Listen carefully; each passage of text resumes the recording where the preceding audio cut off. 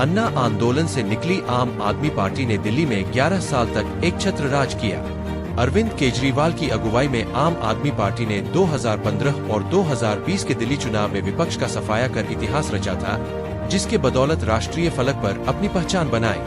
दिल्ली के बाद पंजाब में भी आम आदमी पार्टी की सरकार बनी तो कई राज्यों में खाता खोलने में कामयाब रही। एक दशक के बाद 2025 में दिल्ली की सत्ता से आम आदमी पार्टी बाहर हो गई है, लेकिन अरविंद केजरीवाल की सियासी चाल नहीं बदली है।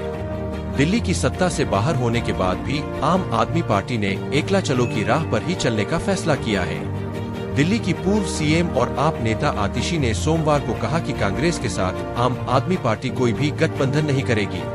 गोवा और गुजरात में आम आदमी पार्टी अकेले चुनाव लड़ेगी। आतिशी ने कहा कि हम अपने दम पर चुनाव गोवा और गुजरात लड़ने की तैयारी कर रहे हैं। ऐसे में सवाल उठता है कि आम आदमी पार्टी के अकेले चुनाव लड़ने का फैसला इंडिया गठबंधन के लिए क्या सियासी टेंशन बढ़ाने का काम करेगा।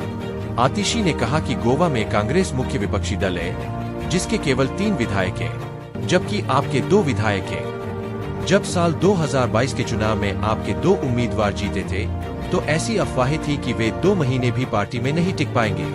इसके बावजूद वे अभी भी पार्टी के साथ हैं, क्योंकि वे राजनीति से पैसा कमाने नहीं आए हैं। साथ ही उन्होंने कहा कि कांग्रेस के 11 विधायक जीते थे, लेकिन 8 विधायक बीजेपी में शामिल हो गए। आपके दोनों विधायक अभी भी पार्टी के साथ खड़े हैं, जबकि भाजपा ने भी हमारे विधायकों को लुभाने की कोशिश की थी। इस तरह से उन्होंने कांग्रेस पर तंज कसते हुए सियासी संदेश देने की कवायद किया। दिल्ली की पूर्व सीएम आतिशी ने साफ कर दिया है कि 2027 में गुजरात और गोवा में होने वाले विधानसभा चुनाव में आम आदमी पार्टी का कांग्रेस के साथ समझौता नहीं होगा।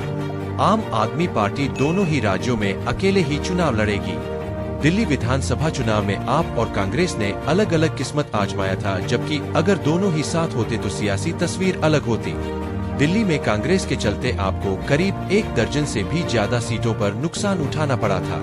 कांग्रेस और आम आदमी पार्टी एक साथ होती तो बीजेपी के लिए सत्ता में वापसी करना आसान नहीं थे। इसके बाद भी आम आदमी पार्टी ने अपनी चाल नहीं बदली है। गुजरात और गोवा में होने वाले विधानसभा चुनाव में कांग्रेस के साथ गठबंधन नहीं करने का फैसला किया है और अकेले चुनाव लड़ने का ऐलान कर दिया है।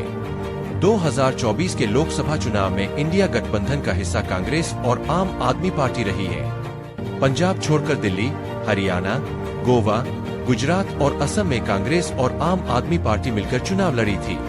लोकसभा चुनाव के बाद कांग्रेस और आप का गठबंधन टूट गया था।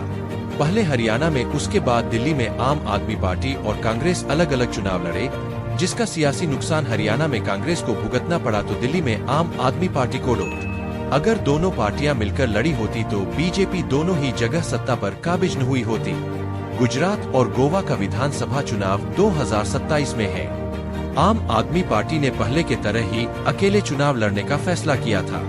गुजरात के 2022 चुनाव में आम आदमी पार्टी ने 5 सीटें जीती थी और उसका वोट शेयर 13% पहुंच गया था, तो कांग्रेस को 27.28% वोटों के साथ 17 सीटें से संतोष करना पड़ा था।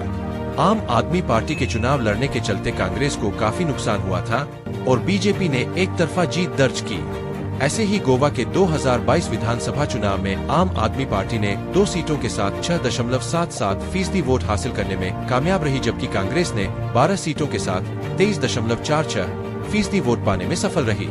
आम आदमी पार्टी अगर 2027 के गोवा और गुजरात विधानसभा चुनाव में भी अकेले चुनावी मैदान में उतरती है, तो कांग्रेस के लिए सियासी टेंशन बढ़ना लाजमी है। गुजरात और गोवा ऐसे राज्य हैं, जहां पर बीजेपी और कांग्रेस के बीच सीधा मुकाबला होता रहा है, लेकिन अब आम आदमी पार्टी के उतरने से मामला अलग हो गया है। बीजेपी से नाराज वोट पहले कांग्रेस को मिलता रहा, लेकिन पिछले चुनाव से आम आदमी पार्टी एक सियासी विकल्प बनकर उभरी है। ऐसे में आम आदमी पार्टी के एकला चलो की राह पर कायम रहने से इंडिया गठबंधन की चुनौती बढ़ जाएगी।